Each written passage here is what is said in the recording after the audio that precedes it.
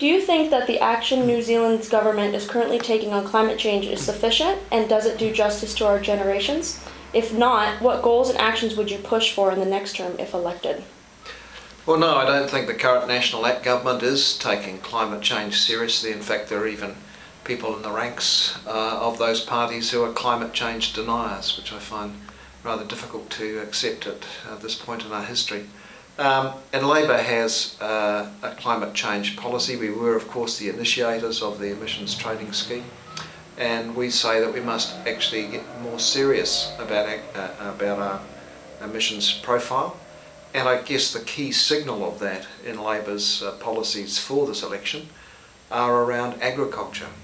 We are saying that agriculture produces about half of our emissions, and we believe that you cannot address the emissions of our nation if you exclude near half of our emissions profile. And so we believe that agriculture must come in, and we're saying it should happen from 2013.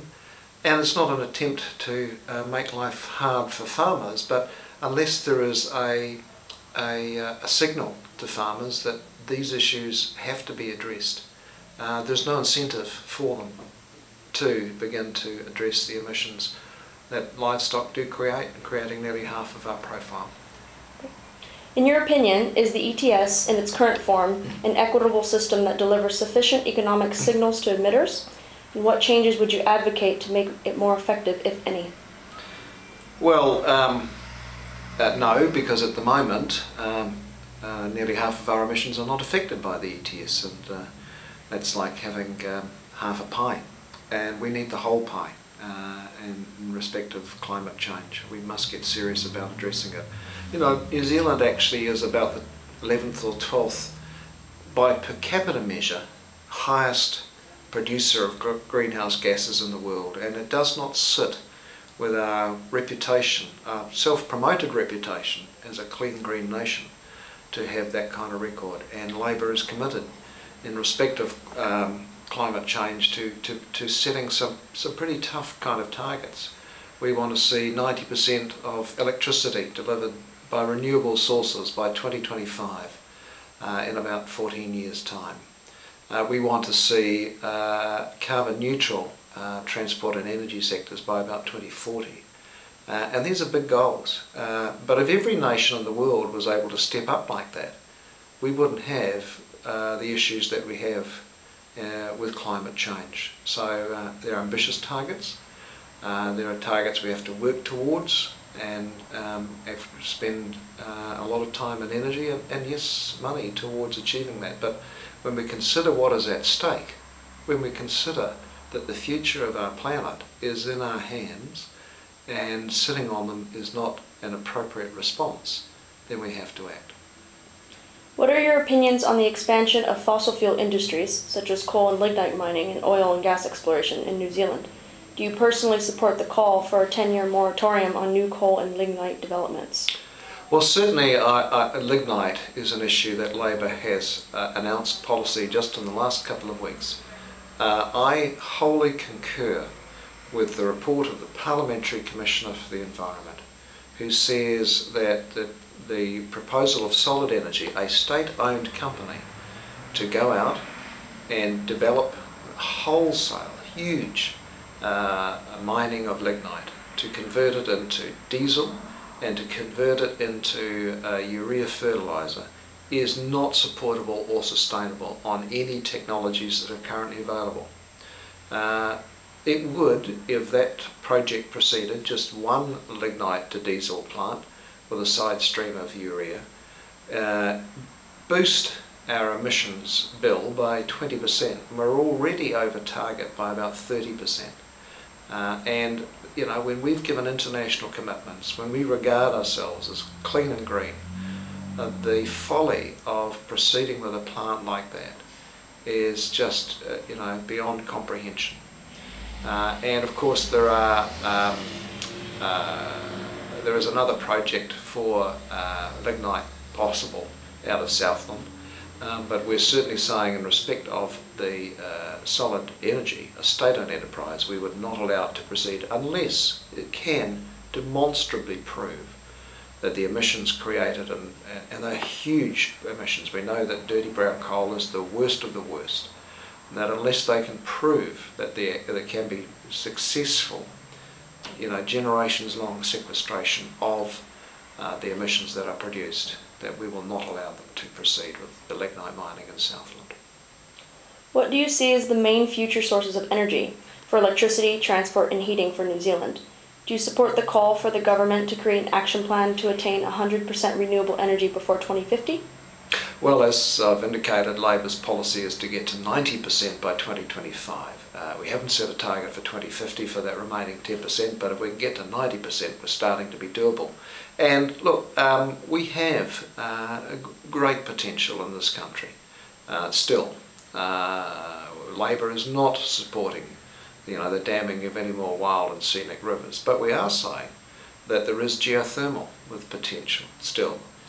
Wind, here in my city of Christchurch, we have Windflow, a New Zealand-driven, born company, which is exporting its two-blade turbines to Europe and other parts of the world, and yet hasn't really yet been able to crack into the New Zealand market. We should be looking at homegrown technology supporting it. And in fact, one of the things we propose from bringing agriculture into the emissions trading scheme is to generate, use the revenue generated, around $800 million, to fund research and development. And some of that has to go into clean green technology. We have to find a revenue source. Our revenue source will mean it comes from agriculture.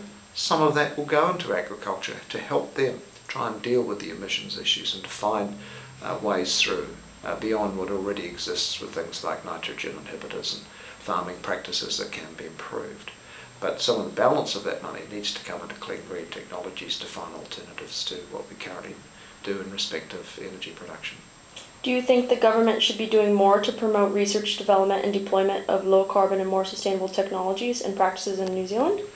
Well, yes, and that R&D probably is the biggest signal of that. But more than that, we have to start future planning.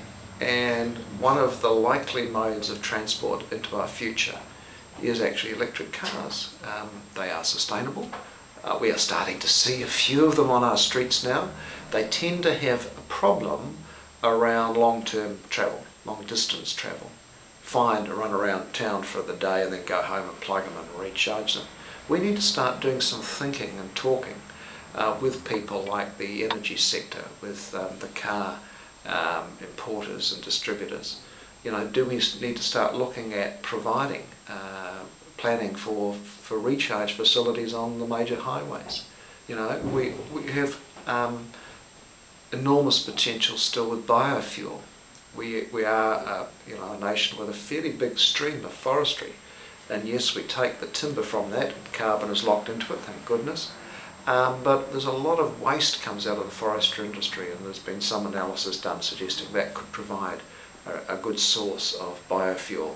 These are the sorts of things we don't want to be just sitting on dusty shelves. We need to actually start looking at these things with a serious view to how we can implement them for our future and to reduce our existing emissions profile.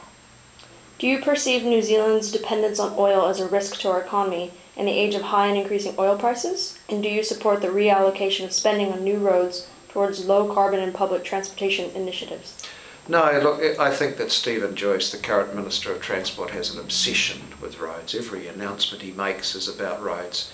And we know that roads are part of the mix, but they shouldn't be the whole picture. Public transport is enormously important. The world is going to run out of oil. It is getting there already. We're over $2 a litre, and it's getting more and more expensive, and it will not drop back in price.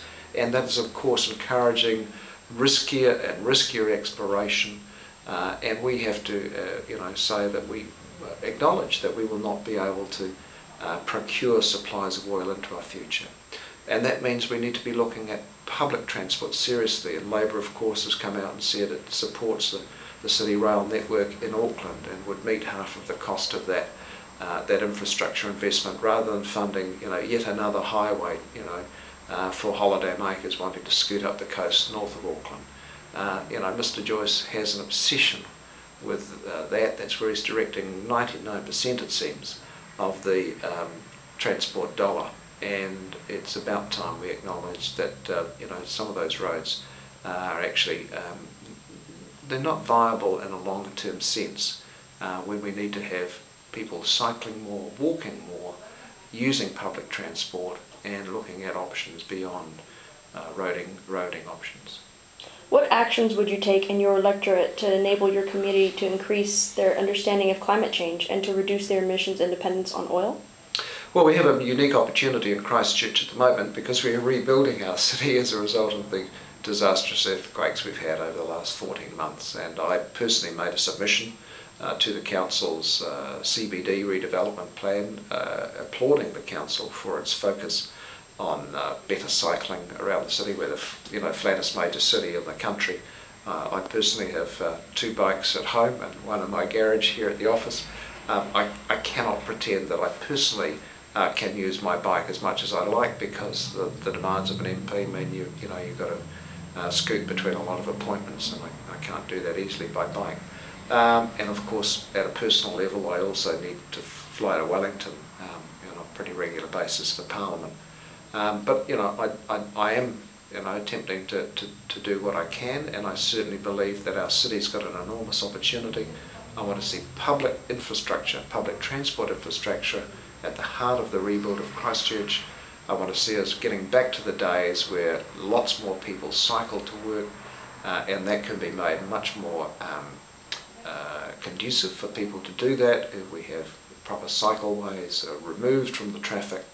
And also walking is something that we don't think a lot about. We're going to have to rebuild down through our river area, which could provide the opportunities for more people to walk into the city as we rebuild it. So at a local level, Christchurch has a unique opportunity to get it right and build it as a 21st century framed around public transport, cycling and other options. How can young New Zealanders convince the government to take stronger action on climate change? Well, I think organisations like Generation Zero are doing a fantastic job, and I commend you for doing interviews like this and speaking out for your generation, because I have to say that my generation hasn't done a fantastic job in addressing the issues of climate change. The world has come, having to be dragged to the table of engagement on this. The truth is that probably my generation won't feel the worst edge of when climate change starts to bite. It will be your generation and your children's generation. And I am inspired by people like James Hansen. I had a short holiday away over winter and took his Storms of My Grandchildren book to read, along with a book analysing the New Zealand ETS system for my sins.